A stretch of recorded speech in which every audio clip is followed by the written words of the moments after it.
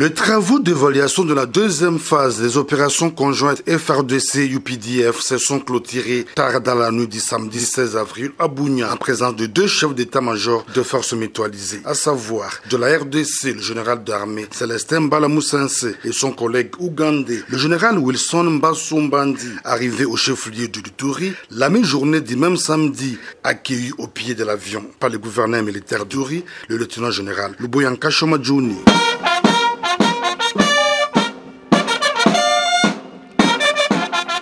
Monsieur le chef d'état-major général des forces de défense du peuple ougandais, mon général, le détachement d'honneur de la 32e région militaire est rangé pour vous accueillir, vous rendre les honneurs à l'occasion de votre visite de travail en République démocratique du Congo. Les avancées et les failles de ces opérations de traque des ADF et d'autres groupes armés locaux et étrangers en Ituri et au Nord Kivu ont été dégagées au cours d'une séance de travail à laquelle ont également pris part des officiers généraux et supérieurs de ces deux pays voisins. Pour le général d'armée Célestin Mbala-Moussense, cette rencontre a permis de tirer des leçons pouvant permettre d'atterrir en succès et de préconiser des voies de sortie qui conduiront à extirper toutes les failles possibles de la deuxième phase de ces opérations et ainsi espérer une évaluation positive avec des résultats plausibles à l'honneur du président de ces deux pays frères et leur peuple qui aspirent à une paix durable pour se lancer sur le chantier du développement. De son côté, le chef d'état-major général de l'armée ougandaise, le général Wilson Mbasumbandi, parle d'une satisfaction et félicite les deux forces alliées pour les opérations conjointes menées jusque-là pour traquer les ADF et les M23 dans l'objectif de rétablir la paix et sécuriser les travaux d'asphaltage des routes Kassine du Béni, Butembo et Bunagana, Rutshuru-Goma. Un communiqué final sera rendu public